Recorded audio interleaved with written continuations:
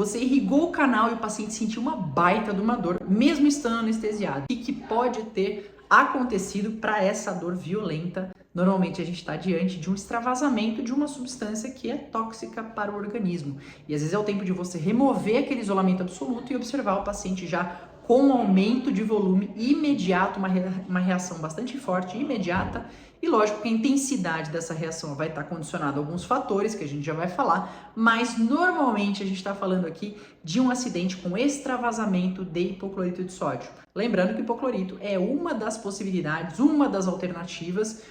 que podem ser usadas como substância química auxiliar durante o tratamento endodôntico. No caso aqui, o protocolo que a gente recomenda, que eu uso há mais de 20 anos na clínica, com bastante sucesso, e não só eu, mas com bastante embasamento científico, trabalhos de bastante peso hoje, que dão total credibilidade e resultado ao uso da clorexidina 2% gel como substância química auxiliar, que a gente não tem então de forma crítica essa questão do extravasamento. No entanto, hipoclorito é uma substância que é utilizada por boa parte aí dos colegas, e essa concentração dessa substância vai de 2,5% a 5,25%. Se a gente pensar que o hipoclorito a partir de 0,25% já representa aí uma toxicidade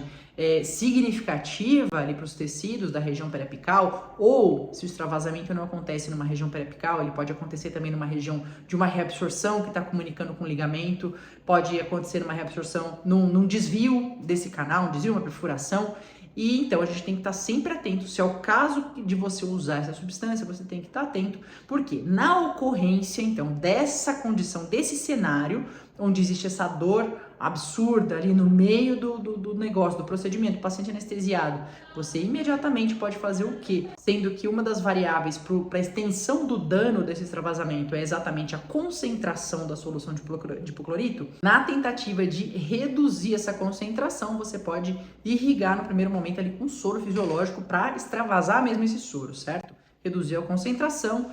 Em teoria ali a gente tem uma redução dos danos teciduais.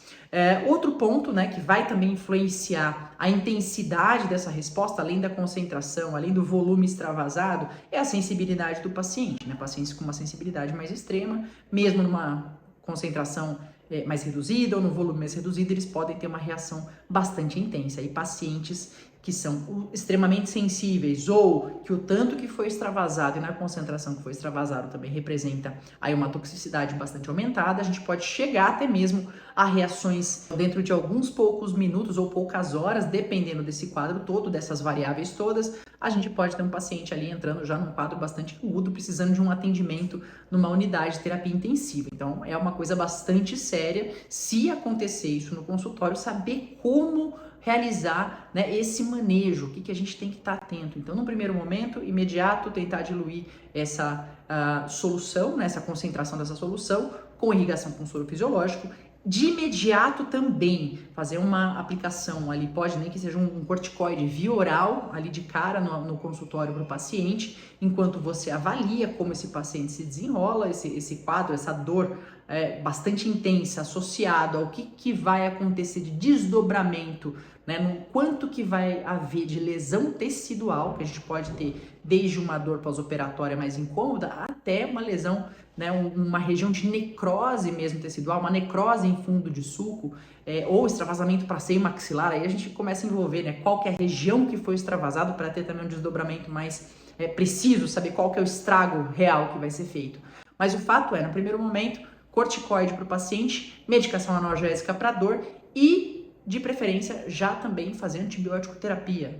Sabendo que existe essa previsão, essa possibilidade dessa lesão tecidual, a gente já inicia um protocolo de antibiótico, certo? E esse paciente ele tem que ser monitorado a partir daí, uma vez que se conseguiu, ou pelo menos chegou aí muito próximo de um alívio, de um controle de dor, esse paciente ele tem que ser monitorado, porque pode ser que no primeiro momento não é aquela coisa horrorosa, ele até inchou um pouquinho mais, mas parou por ali. No entanto, isso é um quadro que ele pode se agravar no decorrer das horas. Então, é um paciente que você tem que estar ali do lado até que você observe uma regressão desse caso, É um caso que você já até pode conversar com o paciente, olha, tem aumento de volume, pode ter uma ferida, né,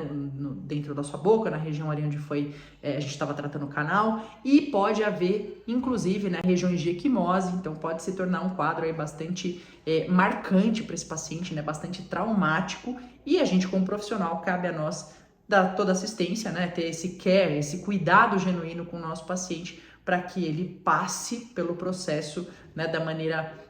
que ele se sinta da forma mais cuidada, mais acolhida possível pela gente, certo? Então, lógico, o principal aí é sempre a gente buscar evitar esse tipo de acidente, né? Mas se você ainda usa hipoclorito de sódio como substância química auxiliar ou solução irrigadora aí no seu tratamento, né, você tem que saber com certeza como agir diante de um extravasamento aí de maneira com a maior prontidão possível, porque também o tempo de resposta é algo bastante importante, tá ok? E você já passou por uma situação como essa, ou já atendeu, assim como eu não atendi, não foi comigo o acidente, mas eu atendi o desdobramento, né? Como que você manejou, como é que funcionou? Deixa nos comentários aqui pra gente e a gente se vê no próximo vídeo.